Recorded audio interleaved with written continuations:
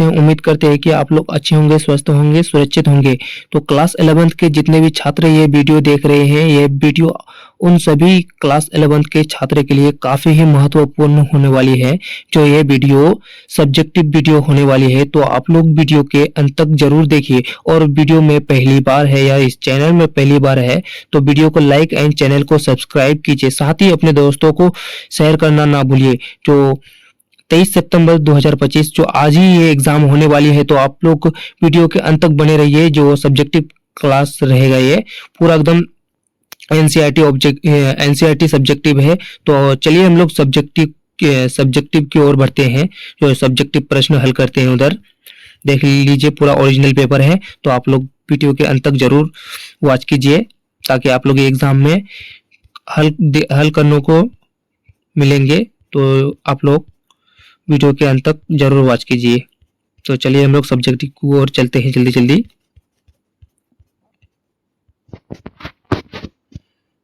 देखिए पूरा सब्जेक्टिव देख लीजिए उधर।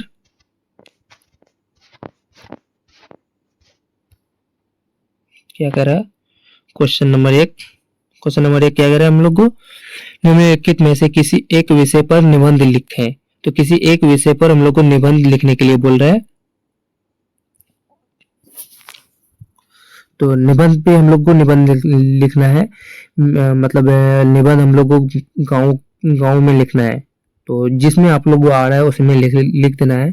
मैं आप लोग को एक समझाया हूँ यहाँ पर। आंसर इसका क्या है, मेरा गांव मेरा बहुत सुंदर है, शांतिपूर्ण जगह है जहाँ चारों और हरियाली फैली रहती है। गांव के लोग बहुत मेहनती, ईमानदारी और मिलनसार है। यहाँ की जलवायु शुद्ध और ताजगी से भरपूर रहती है। गांव में सभी लोग एक दूसरे की मदद करते हैं। यहाँ बच्चे स्कूल जाते हैं और बड़े बूढ़े अपने अपने काम में व्यस्त रहते हैं। गांव के बीच में एक बड़ा तालाब है, जहां बच्चे और युवक नहाने तथा तैयारी करने जाते मतलब तैराकी करने जाते हैं। हमारे गांव में हर त्योहार बहुत धूमधाम से मनाया जाता है। मुझे अपने गांव से बहुत प्यार है, क्योंकि यहाँ का वातावरण प्राकृतिक और तनाव मुक्त है। तो क्वेश्चन नंबर हम लोग दूसरा क्या कह रहा है, क्वेश्चन नंबर दूसरा की ओर चलते हैं। तकदीर की चाबी है, मजा दूसरे लूटे। तो इसका जो आप लोग का उत्तर हो जाएगा, क्या बता रहे हैं हम लोग को, इस पंक्ति में बताया गया है कि तकदीर या भाग्य की कुंजी मेहनत और परिश्रम के पास है। जो आप लोग अभी मेहनत कर रहे हो, ये वीडियो देख रहे हो, बाकी अपने खुद से बुक से जो किताब से पढ़ाई कर रहे हैं, अच्छे से मेहनत कर रहे हैं, तो उसका फल एक दिन आप लोगों को मिल जाएगा। ये भी कह रहा है, क्वेश्चन कर रहा है ये। जो इस पंक्ति में बताया गया है कि तकदीर या भाग्य की कुंजी मेहनत और परिश्रम के पास है। यदि हम मेहनत करेंगे तो उसका मुक्के हम उठा सकते हैं। यदि कोई काम करते हैं और उसका लाभ कोई दूसरा ले जाता है तो यह उचित नहीं। आत्मनिर्भर बनना और अपने श्रम का फल स्वयं भोगना जरूरी है। तो बिल्कुल जो आपको मैंने पहले बताया वही इसमें है। तो आप लोग जल्दी जल्दी नोट कर लीजिए। तो हम लोग दूसरा क्वेश्चन क्या करें हम लोग को, आत्महत्या करना बड़ा पाप है, निकल सकता है या नहीं। तो आप लोग इसका उत्तर देख लीजिए क्या है। इस अवतरण का अर्थ है कि आत्महत्या करना एक बहुत बड़ा पाप है। जीवन में जब भी कठिनाई आए तो धैर्यपूर्वक गंभीरता से सोचकर समस्या का हल खोजना चाहिए। केवल दुख से परेशान होकर आत्महत्या करना गलत है, बल्कि मुश्किलों से जूझकर समाधान निकालना चाहिए। तो आप लोग जल्दी जल्दी ये नोट कर लीजिए। हम लोग तीसरे सवाल की ओर चलते। तीसरा सवाल क्या कर रहा है, लोचन तुल कमल नहीं, पंकज निज अपमाने। तो इसका उत्तर हो जाएगा, इस पंक्ति में कमल का उदाहरण दिया गया है। कमल की सुंदरता तभी तक है जब तक वह कीचड़ से ऊपर है। यदि वह नीचे चला जाता है तो उसकी सुंदरता खत्म हो जाती है। इसी तरह मनुष्य को भी सम्मान और अपनी पहचान बनाए रखनी चाहिए। यदि वह बुराइयों से पड़ जाए तो उसकी प्रतिष्ठा और महत्व खत्म हो जा सकता है। बिल्कुल सही बात कहा है। तो आप लोग तीसरा नंबर का ये आंसर नोट कर लीजिए जल्दी जल्दी।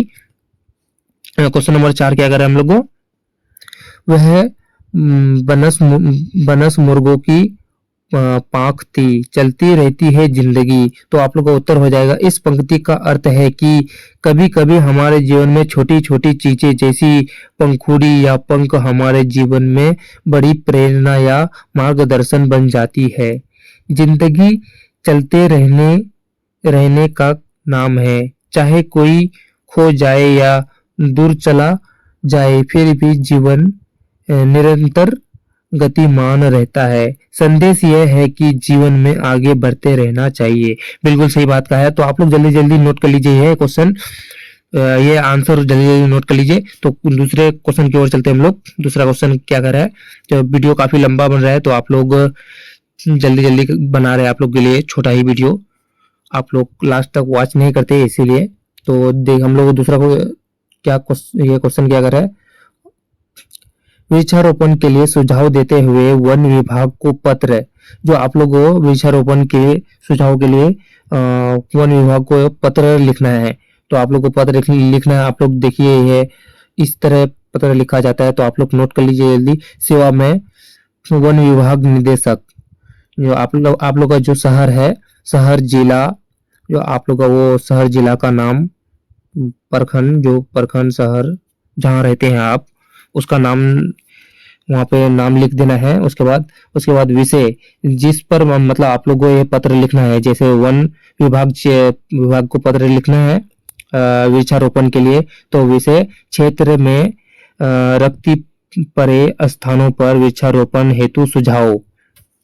तो हम लोग को क्या करा है, पूरा पढ़ते हैं इसको। सविनय निवेदन है कि हमारे क्षेत्र में कई स्थान ऐसे हैं जहां कोई पेड़ पौधे नहीं है। इन स्थानों पर वृक्षारोपण करने से पर्यावरण शुद्ध रहेगा। जो मतलब पेड़ पौधा लगाने से हमारा पर्यावरण, जो हमारा जिंदगी है, वो हमें ऑक्सीजन मिलता है इससे, तो ये शुद्ध रहेगा, अच्छा वातावरण अच्छा रहेगा इसका। तो आगे हम लोग चलते हैं। और स्थानीय लोगों को भी लाभ होगा। मेरा सुझाव है कि इन खाली जगहों पर फलदार एवं छायादार वृक्ष लगाए जाए। इससे वातावरण ताजगी से भर जाएगा और प्रदूषण भी कम होगा। कृपया इस दिशा में अवश्य कदम उठाए। बिल्कुल सही बात कहा है। उसके बाद आगे चलना है हम लोगों को। धन्यवाद।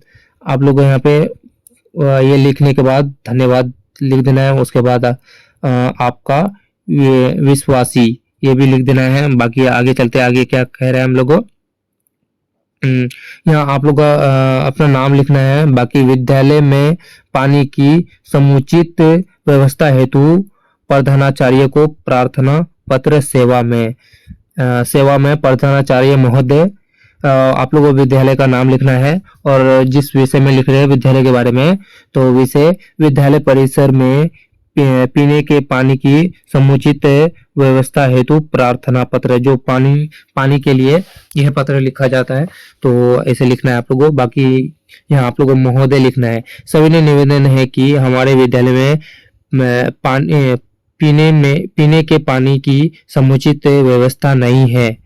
तो देखिए आगे चलते हैं। बाकी आगे क्या कर रहा है, समुचित व्यवस्था नहीं है। विद्यार्थी और शिक्षकगण को पानी के लिए काफी परेशानी होती है। अतः निवेदन है कि विद्यालय में स्वच्छ पीने के पानी की उचित व्यवस्था कराई जाए, जिससे सभी को राहत मिले। और उसके बाद आप लोगों को यहाँ धन्यवाद लिखना है। बाकी यहाँ उसके नीचे लिखना है आपका आज्ञाकारी छात्र, आपका नाम लिखना है। बाकी जिस दिन ये लेटर लिख रहे हो उस दिन का डेट लिखना है। बाकी जितने क्लास में है, 11th में है तो आप लोगों का क्लास 11th लिखना है। 10th लिखना है, जो 10th में है 10th लिख सकते हैं। ऐसे उसका उदाहरण आप लोग को दे रहे हैं, उसी हिसाब से आप लोग ये कीजिए, नोट कर लीजिए जल्दी जल्दी। तो चलिए हम लोग नेक्स्ट क्या कर रहे हैं, किसी 5 प्रश्नों के उत्तर दे। तो चलिए हम लोग नीचे देखते हैं। नीचे हम लोग का 5 प्रश्न का उत्तर देना है। क्वेश्चन नंबर 1 क्या अगर है, प्रेमचंद्र के माता-पिता का नाम क्या था? तो प्रेमचंद्र जो आप लोग ये कहानी पढ़ चुके हैं तो आप लोगों को मालूम होगा कि प्रेमचंद्र के माता-पिता का नाम क्या था। तो उत्तर आप लोगों को क्या है, प्रेमचंद्र के माता-पिता का नाम अजायब लाल था और माता का नाम आनंद देवी था। तो जल्दी-जल्दी आप लोग नोट कर लीजिए ये। चलिए हम लोग दूसरा क्वेश्चन की ओर चलते हैं। कविता को क्या उद्देश्य है, संक्षेप में लिखें। तो इसका उत्तर हो जाएगा, कविता का उद्देश्य समाज में संवेदनशीलता, भावनाओं की अभिव्यक्ति और सुंदरता को प्रस्तुत करना है। यह पाठक के मन में गहन भावनाओं को उत्पन्न करती है। तो जल्दी जल्दी आप लोग नोट कर लीजिए दूसरा नंबर का आंसर। तो क्वेश्चन नंबर हम लोग को 4 क्या कह रहा है, कृष्णा सोबती का जन्म कब और कहाँ हुआ था। तो इसका सही आप लोग का राइट आंसर हो जाएगा, कृष्णा सोबती का जन्म 18 फरवरी 1925 को पाकिस्तान के गुजरात जिले में हुआ था।